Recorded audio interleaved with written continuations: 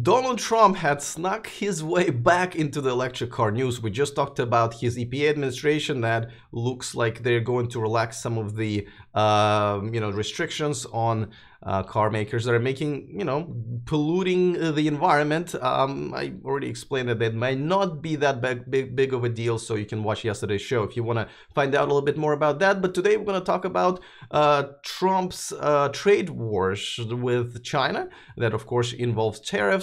And I have to say, with some help from Elon Musk, let's talk about how it's going to affect Tesla and other car makers in the United States and maybe even around the world that are trying to manufacture the electric cars and import them into China. So let's get going right now. Taking over the world, electrifying the world, electric.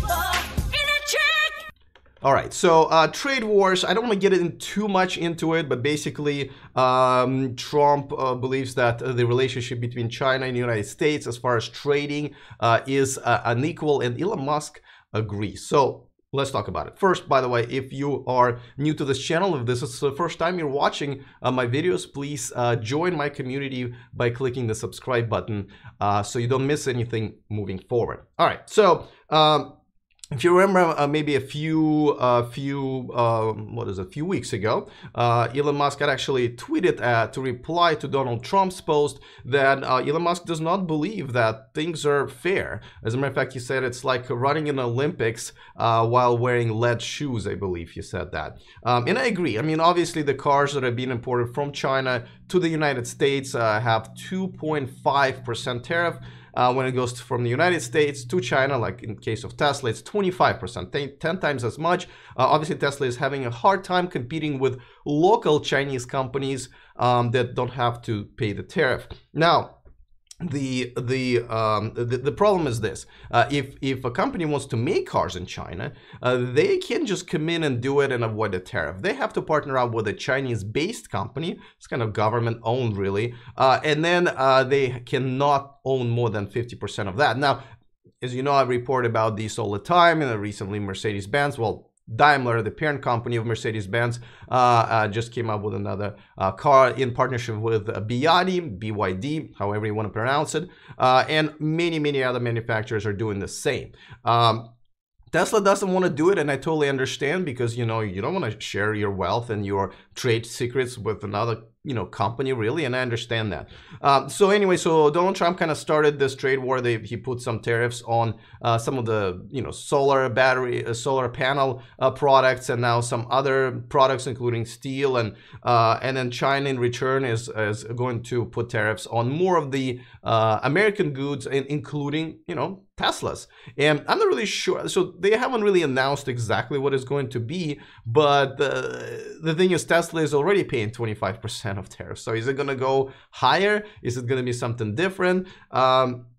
So we don't know, but this is definitely looks like, hopefully it's just all a bunch of wars that are being thrown back and forth. So everybody kind of comes to the table and renegotiates how we do business with China here in the United States, how the rest of the world actually does business with China. It doesn't seem fair, but people do it because, you can produce stuff in China relatively cheap, but it also is a pretty big market for a lot of, products, including electric cars. I mean, there are more electric cars being sold in China than anywhere around the world. So obviously Tesla and other car makers want to be there without having to share their wealth. So this is where we're at. Obviously, it's to be continued. Let me know in the comment section what you guys think, whether or not we should just leave everything the way it is, or we should even out the tariffs, and whether or not we're actually going to be able to accomplish this without, some catastrophic outcome where, let's say, there will be no Teslas being sold in China whatsoever. And let me remind you, they sold more than $1 billion worth of Teslas in China just last year. All right, so let's move on to some other news involving mainly sales reports that are coming out. Very interesting. Before that, of course, let me remind you that this show and this channel is sponsored by Evanex, your aftermarket accessories for Teslas, including the Model 3. And if you're looking to shop there, there's a discount code in the description of this video that they've kindly provided just for this community, so have at it. All right, let's talk about Chevy Bolt. I did a couple of stories about sales reports for electric cars and plug-in hybrid cars around the world, but I kind of avoided talking about the Chevy Bolt because I don't even know what to think about it, because on one hand, their sales are relatively strong. The first three spots in the United States are just for electric cars, right? Let's just talk about electric cars. So we're not going to talk about plug-in hybrid Prius, which I don't even consider part of this whole thing. So the first place is Model 3, and then Model S, Model X, and then the fourth place, so the first manufacturer besides Tesla is in the next spot is Chevy with Chevy Bolt. Now, their sales of Chevy Bolt has not been very good. They sold less than 2,000, I think even less than 1,800 in March. And it is still more than they sold last March, but obviously they're saying they're still ramping up the production. By the way, no one's talking about this one, right? How come Chevy's taken over a year to ramp up their production? They're still making, you know, less Bolts than Model 3s are out there being made every month, and they had like way more money and way more experience and way more factories to do it with, right? Okay, listen, BS, right? But that aside, I still don't really quite understand why their sales are not up. They've been kind of promising that it's going to be taken care of, and they're going to ramp it up, but I don't see it. And on one hand, they're outselling, you know, Nissan Leaf, but their production is being ramped up as well. Actually, in Europe and Japan, where they're still being sold and, you know, now being sold, and the production is all ramped up. They're doing very well. They're like #1 in many countries now. But Chevy Bolt, it's good that they're selling, but they're no way selling at the rate that I believe they should be, especially with all this Model 3, you know, frustrated reservation holders who've been, you know, waiting for 2 years. They know probably another year or so. So you would think they would be perfect customers to get into a Chevy Bolt meanwhile, right? And you know, decent range, decent car, not so decent looks, I don't think. But in Europe, it's very acceptable. And bigger cities here in the United States, it should be acceptable. So why is Chevy Bolt struggling to sell these damn things? I mean, I don't see any advertisements. I don't see any deals. I mean, there are some deals, I have to say, but still, they're certainly qualified for all of the incentives that are not going to be running out, at least as fast as Tesla's. I think it's the looks. I really do. I think it's the looks and the fact that the car company, you know, Chevy, is not really behind their product. Of course, there's no fast charging network. We've already talked about it many times. And I think that they're gonna have to come up with something better, with a better car, better deals, better advertisement and marketing, or start building the fast charging network here in the United States and in Europe in order to compete. Otherwise, I don't really know what they're doing. Let me know what you guys think in the comment section. I'd be interested to know about your opinions as well on this one. So, all right, let's talk about Norway sales. And by the way, if you're enjoying this video, please give it a thumbs up. Always helps me out to do well once it's already posted on YouTube. By the way, I'll be getting back to live shows pretty soon, most likely on Patreon, but we'll see. All videos are still going to be available here on YouTube, same format every day, so don't worry about that. All right, let's talk about Norwegian sales in Norway. As you know, I believe in December, they kind of broke all the records, and they sold more electric and plug-in hybrids in Norway in December than other cars. Well, they're continuing with this trend, and then this month, well, previous month in March, they've sold over 55%. Over 55% of all the cars sold in Norway are plug-in hybrids and electric cars. And guess what? Nissan Leaf, 15%. They're really kicking ass there. And in Norway, just like I mentioned earlier, you know, the production is all ramped up in Europe and Japan. So they've been selling very well. In February, they're the most sold electric car in the world, I believe, even maybe over Bugatti and Bike in China. So once the Nissan Leaf ramps up in the United States here, they can really compete with everybody else. I don't think they're going to outcompete with a Model 3 because the production just looks like it's, you know, they're either going to be head to head in the next few months, but Model 3 will obviously outsell them throughout the year. That's what I believe. So once again, good for Norway leading the way. And don't forget, this is a very cold country. This is like the country I would expect people to like the electric cars the least, right? Because batteries have trouble performing in cold weather. So this is pretty good. All right, Workhorse. Here's another company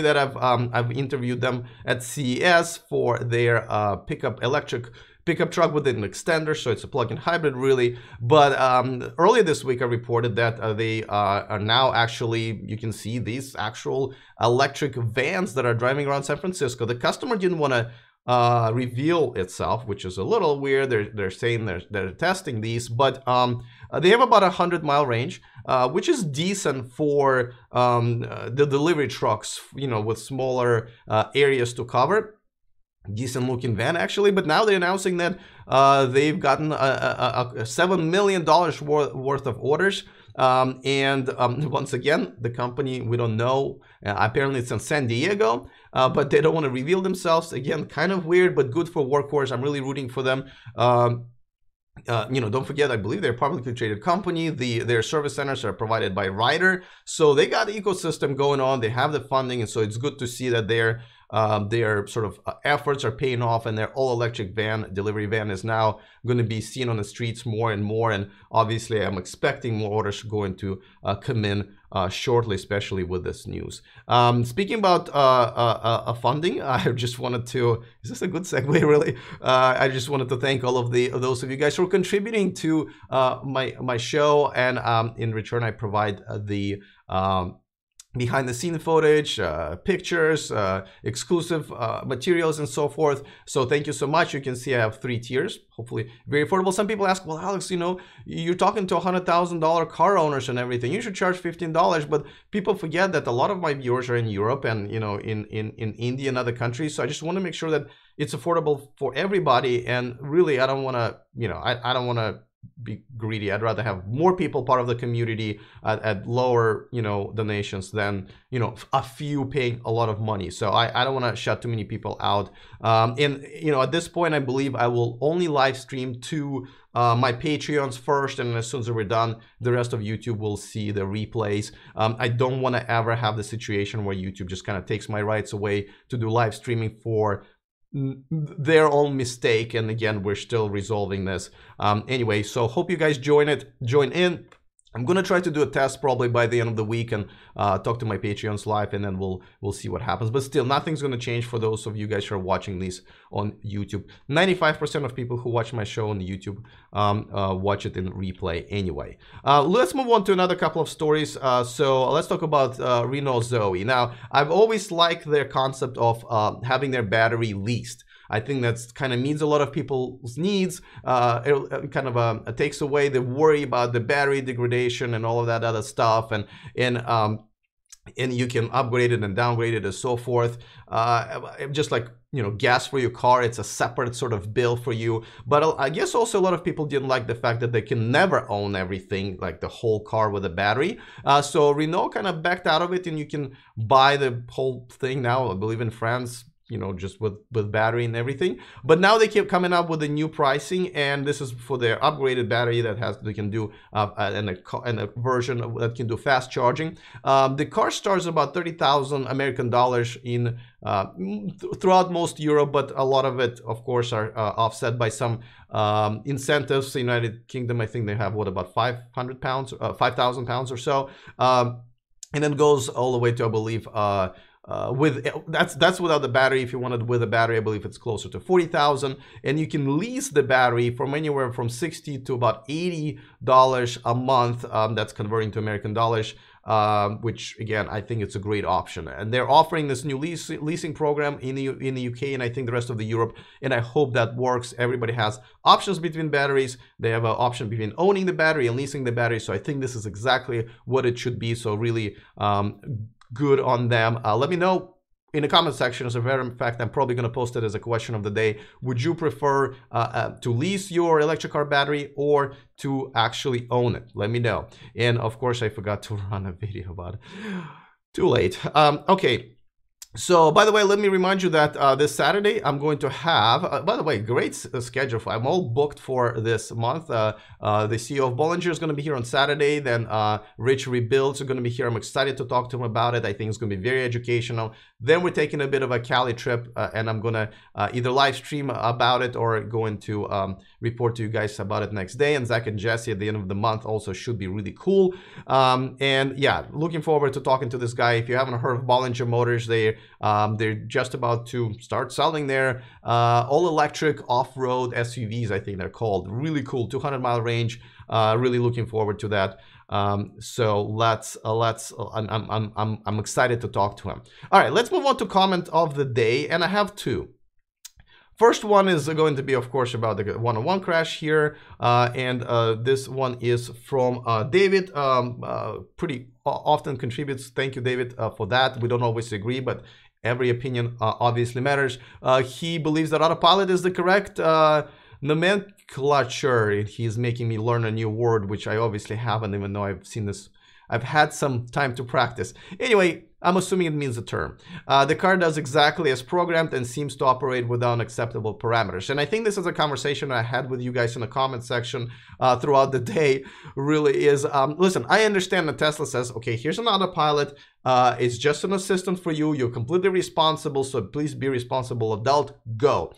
At the same time, if I come out on the street and ask people, hey, people who don't know much about Tesla, whatever, hey, I'm going to sell you an autopilot along with your electric car. What do you think that autopilot is going to do for you? And I guarantee you the majority is going to say that it's probably going to drive itself. And I believe the term is misleading. I bet it's one of the reasons this guy had it on autopilot and wasn't paying attention. Yes, Tesla tells you 1,000 times that you should be paying attention, but I believe the name is misleading, and if just renaming it into something different, like, you know, pilot assist or whatever, would do good, and I won't get Teslans in much trouble. I mean, would this story be still going on if this would be a driver assist? I mean, it literally says if you have driver in the name of this feature, you're obviously putting the responsibility on the driver. But when you call it autopilot, you're putting a responsibility on autopilot, and that's where we get in trouble. So we'll agree to disagree. A lot of you agree with me on this one, but we'll continue this conversation. I just think that it won't hurt to do that. All right, but let me move on to another comment. And this is where, you know, I'm kind of be answering kind of a hater mail here. I try not to do this, but a lot of you guys have been, you know, like this comment right here, telling me how negative I've been lately about Tesla, and I'm a Tesla hater, and it's just, you know, it's impossible to watch my show and everything. I get the same number of hey Alex, you're a Tesla fanboy comments when things are going well with Tesla, and I'm reporting all the positive news. So just FYI. And so let me address this, guys. My job here is to be a messenger of the news and provide my analysis of what's happening, okay? If the news is positive, it's going to be positive. It doesn't mean I'm a Tesla fanboy. I'm just delivering a message of something good happening with Tesla or any other brand. If news are negative, especially last week, we had a lot of negative news about Tesla, and that's what I'm going to report.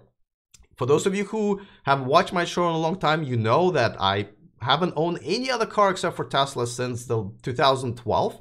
I'm a huge fan of Elon Musk. I'm a huge fan of Tesla. I think it's the best car maker and the best car in the market.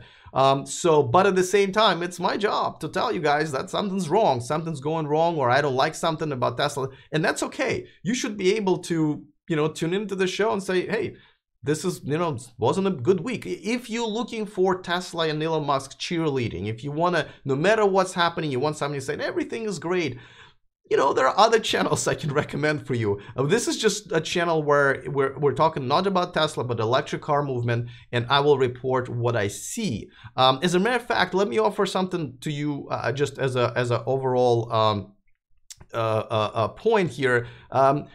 You know, we're part of a very small movement. We have to realize that we're very small and there's a lot of work to be done, okay? No need to have infighting here. Oh, he's a Tesla hater. Oh, he's a Tesla fanboy. Listen, we should all unite. We have plenty to worry about outside of this movement. As a matter of fact, but just like with any movement, if you guys and if we don't realize what issues that we're having within, what problems we're having, and are going to be essentially blind to those, we might lose. We might, you know, if we don't realize our problems, we might not fix them, and that might be the end of this.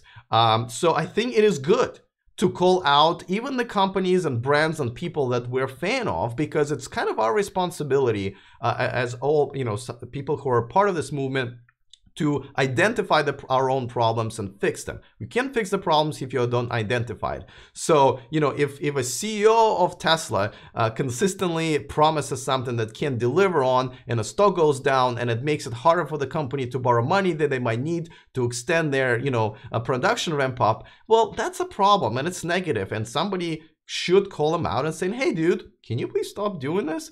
Maybe there's a better title for you within the company. Maybe we need another guy in a suit acting as a CEO, and you can, you know, stay as an innovator and engineering guy for the company. Nothing's wrong with that. So anyway, please, before you post another comment, consider that I am a Tesla fan, Elon Musk fan, but my job here is to provide you with information and news and analysis of what's going on, without putting kind of a pink blanking on this. If I would be doing this, I would be doing disservice to you as my viewer. So please feel free to comment on this. I'm definitely want to know what you guys think, but I do really need to stay independent and kind of from all of this, no matter whether I'm a fan or not. So that's my rant for the day. I hope I see more comments about this. But once again, as you know, I pretty much welcome 99.9% of comments, whether I agree with them or not, in the chat room and in the comment section. All right, so that's my rant for today. And of course, there's a lot of news coming out tomorrow, so I'll see you around the same time, around noon, I guess, nowadays, Pacific time, when I upload these videos. But I'm gonna get back to doing live shows pretty soon, so stay tuned. All right, guys, that's my time. I'll see you tomorrow, and remember to stay charged.